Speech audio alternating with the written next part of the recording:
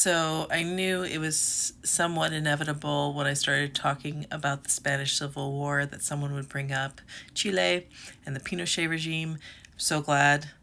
Let's talk about it. For those of you who don't know, and you really should know, there's not really an excuse, but I'm going to give you this one time. But you really do need to know South American geography. But if you don't know South American geography, so Chile is the long and narrow country that runs almost top to bottom of the western coast of South America. It is bordered by the Pacific Ocean on one side, the Andean Mountains on the other side. So that's Chile. In the 1970s, Chile, in free and fair elections, elected a socialist government.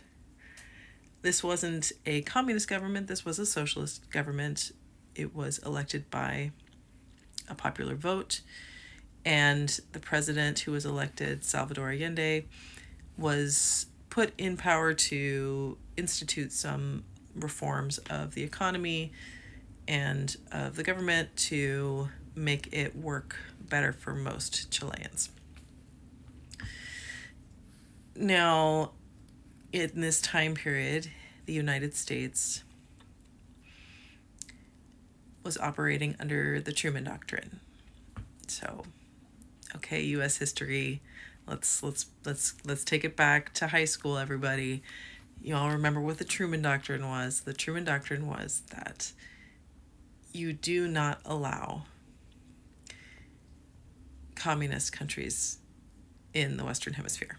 That's the Truman Doctrine. And if a communist country tries to establish itself in the Western Hemisphere, you intervene. So, in Chile, they elect a president who is a socialist. The United States saw this new regime in South America as a threat. And so they funded a military coup that was orchestrated by the Chief of Staff of the Army, Augusto Pinochet. He was funded in this coup d'etat by the United States. So the United States saw this regime as a threat, and they funded through the CIA, giving money and arms to the Chief of Staff of the Chilean Army, whose name was Augusto Pinochet, and he executed a coup d'etat, and he murdered the president. He and his forces murdered the president, and he took over the government. If any of you all know the author Isabel Allende, she is the niece of Salvador Allende, and she and her family had to flee Chile in this time period, and she has lived in exile ever since, although she has returned to Chile. She was able to return after Pinochet left, but she lives in the United States. And she and her family were much like a lot of families in Chile in this time period. If they were at all active in socialist politics, if they were at all on the liberal side of things, if they voiced any opposition to the Pinochet government, they risked being disappeared. And there's this expression in South America, desaparecido. Like they say disappeared. What they mean is killed. They mean murdered. But every now and then someone who was disappeared would come back, like with torture scars and a wreck of a shell of a human. But for the most part, if someone was disappeared, they never returned. Like, this was a thing in South America. It's so dark. And this was in the 70s and 80s. There were several of these US-backed regimes that were just murdering their own citizens. This happened in Argentina as well. And in Argentina, they would imprison people, and there were women who gave birth imprisoned, and then their children were adopted by members of the regime, and then those children found this out later on. some really, really, really dark stuff happened in South American history. But the history of the Pinochet regime, he was in power until the late 80s. And he killed a lot of people, and he did some serious damage to the Chilean economy.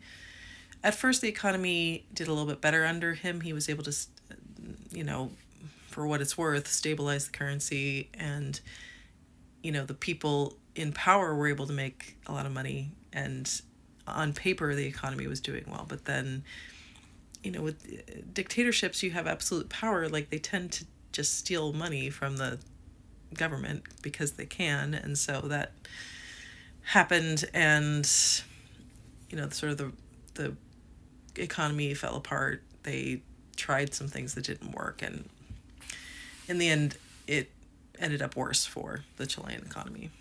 So where this commenter, I think, is seeing a lot of parallels with Trumpism and the dictatorship of Pinochet is that Pinochet was in power for about a decade, a little over a decade, and he put into place, when he was in power, a constitution that said that when he left power, he would be immune from prosecution. This is a really popular thing for dictators to put into writing, is that if they leave power, they will be immune from prosecution. So he did eventually leave power, and he just made himself this senator in exile, and he assumed that he would forever be immune from prosecution for all of the people that he murdered when he was in power. And he made the mistake of traveling to London. You can just live in the high life, like ex-dictator good times.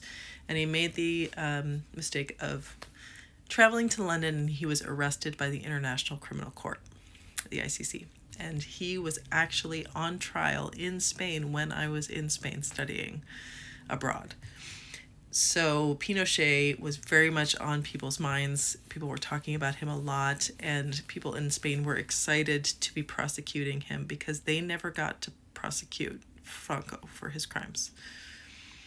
And they were excited to have a dictator that they could take to task.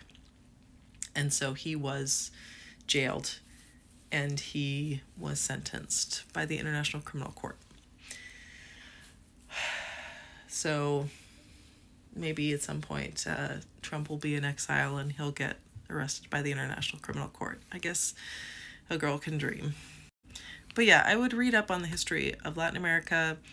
I would read up on the history of Spain. Life under dictatorship is not new. Life under fascism is not new. There's a lot of history that we can read up on to give us an idea, not necessarily what is going to happen, but what could happen. Some history to learn from. It's scary, but I don't know. For me, knowledge is power. For me, history has always been comforting in that you know that you're not the only one.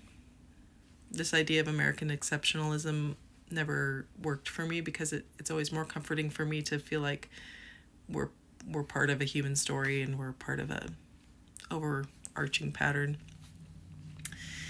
And so yeah, let's learn from the people who've been there. So yes, thank you to this commenter for bringing up Chile, because I knew we were going to have to talk about Chile.